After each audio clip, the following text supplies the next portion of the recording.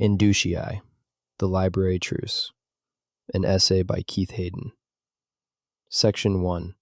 The Search in Empty Stacks. When's the last time you went willingly into a library? In days gone by, libraries were kingdoms of wonder.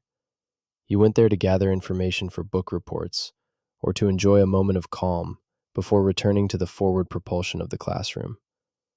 Today, they hold a paltry percentage of that value. The sense of discovery has been replaced by a visible, thinning austerity. The Aliante Library smells like a stay of execution, that stagnant cocktail of pulp and industrial-grade lemon wax, curated in every branch since the 90s. I went looking for Blood Music by Greg Bear, an obscure 1980s sci-fi horror title. I wanted the hardback, the one with a spine that cracks like a dry knuckle when you open it for the first time in a decade. Instead, I stared at a gap on the shelf where the B's should be, a physical stutter in the alphabet. The shelves are dieting.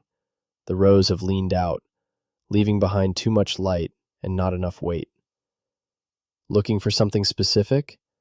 The clerk didn't look up from her stack of returns. She wielded a date stamp with the rhythmic apathy of a bureaucrat. "Do you have Greg Bear's Blood Music?" I asked. "The hard copy, not the digital license." She finally glanced at me. Her eyes did a quick scan, likely looking for a certificate of proficiency to see if I was capable of using the self-checkout kiosk without a tutorial. Finding none, she turned to her monitor. "We can have it here by Monday," she said, her voice a flat script. "Or you can check the Libby app. The audiobook is available now." "I prefer the actual book." She offered a slight professional smile. To her, I was an interruption in the workflow, gumming up the efficiency of her fulfillment center. I walked the aisles anyway, dragging my fingers across the remaining spines. The horror section was small. No blood-red lettering, no garish 80s paperbacks. Only an alphabetized sterility remained. The gaps between the books create a clear view into the next aisle, where an older man types with 2 fingers at a public computer, his face illuminated by a government form. Nearby, a woman prints a dozen resumes.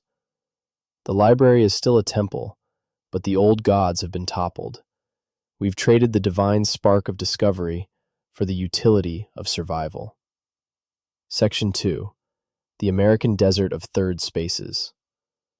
When I was a kid, you didn't need a guide to haul the weight of expectations into the stacks. I read the Hardy Boys, Ramona Quimby, and Goosebumps because I felt like it. I didn't look for an author's last name. I looked for a mood, all vibes. You headed toward the corner that smelled like wood smoke and old book pages, and let the covers speak to you. That's it. There was no algorithm, just the physical magnetism of a matte-finish paperback with a raised foil title. Now, the library operates with the precision of a pharmacy. This layout rewards the efficient seeker, but treats the curious wanderer like a loiterer. If you want horror, you have to hunt for it through the B's for bear or the K's for king, scattered like debris across a sterile landscape. The irony is that the living library still exists in pockets. I found one at Shadow Ridge High School, where the shelves are still divided by feeling. Each section is decorated with genre-fitting signage: blood-red lettering for horror, surging pink for romance, and crumbled gold for mystery. You can browse with your sense of taste instead of metadata. But in the adult world of 2025, the library has shifted to accommodate the fulfillment center model. They act like Amazon now. Additionally, library staff have become triage nurses for the homeless with nowhere else to go, their connection to the written word buried under the weight of social service. Digital licenses and one-click borrows are touted as accessibility, yet they feel like a slow eviction from the third space, that essential, non-transactional air where you are allowed to exist without purpose. Section 3. The Bigger Problem. The struggle of libraries is a symptom of a country that has forgotten how to let its citizens simply exist. In the United States, every square foot of public soil seems to demand a receipt. You can sit in a coffee shop only as long as your latte remains warm. You can stand in the post office only if you're clutching a package. We have become a culture powered by the relentless pistons of an internal combustion engine, burning through purpose to keep the wheels of the economy turning. If you aren't producing or consuming, you're a clog in the machinery. This is why the library, once a place of lounging and learning, has morphed roles over the years. It's warped into a daycare, a cooling station during the scorching summer, and a digital unemployment office. The signal is clear. Move along. The library isn't dying because we stopped reading. It's dying because we've forgotten how to give people a place to be human without charging them for the privilege. Section 4. The Descent into West Las Vegas. I headed south toward the historic core of West Las Vegas. The Strip loomed just another 10 minutes away, a shimmering monument to the very transactions I was trying to escape. But the mountains stood ahead, jagged and indifferent. The West Las Vegas Library is a deliberate third space that defies the "move along" signal of the Strip. Stepping through the doors, the vibe shift is physical. It smells of fresh paint and new books, intentionally designed as a community hub. Before the book aisles, there is a gallery of local legends. West Las Vegas was once the only place black performers like Sammy Davis Jr. could sleep after headlining the casinos that barred them from the front door. The gallery pays tribute to the neighborhood's skeleton, activists, architects, and DJs. "Look at this," my wife whispered, pointing to a portrait of a woman who spent 40 years organizing literacy programs just blocks from where we stood. By grounding the building in the specific faces of its neighborhood, they've built a place that remembers who we are when passion meets people.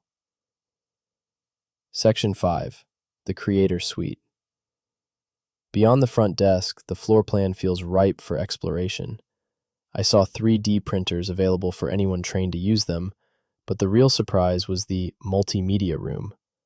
Multimedia is a high school term from the 90s. A better name, the one I gave it, is the Creator Suite. It is a provocation to the outside world, stripping the tools of production of their gatekeepers and handing them to anyone with a library card. A young, heavy-set woman walked us through a functional music studio. The soundboard faders were multicolored and glowing. Soundproofing surrounded a digital drum set and an empty microphone stand. Then came the green screen room, a void of digital green and professional lighting.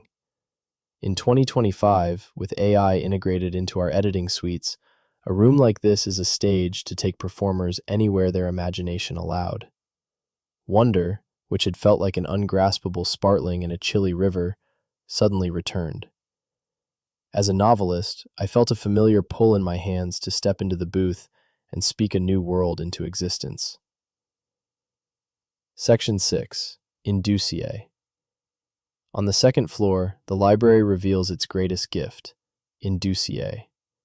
In ancient legal terms, it's a truce, a temporary stay of hostilities. This space offers a ceasefire in the struggle for attention. The view of the desert mountains at the horizon framed the room, but the life was in the seating. These nooks were meant for loitering or light work. In a study room, a woman sat with a Bible and a highlighter. She looked like she had been there for hours. Nearby, in a recessed lounge, a family was engaged with a board game. The children's hushed arguments provided a rhythmic contrast to the library hush. This was the living library. In West Las Vegas, the architecture gives you a nod of approval to just be. You don't have to check out a book to check in to the community. You can simply sit and exist as a human being rather than a consumer. Section 7. Finding my place in the story. I stood by the window looking at the mountains and felt a shift in my own narrative.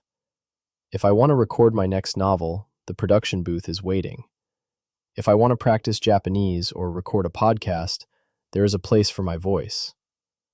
"Is this the place?" a boy asked, tugging on the sleeve of a tall man with a beard like a thicket of gray wire. "This is it," the man replied, his voice a low rumble of pride as he gestured toward the creator rooms. "This is where you make things." The books I couldn't find in Aliante are secondary now. What matters is the empty chair in the sound booth, the glowing faders, and the quiet permission to stay. The library raised me on stories, but this brand new place provides the tools to tell novel ones in new ways. I am no longer just a reader in a barren aisle. I am a builder in a new kingdom.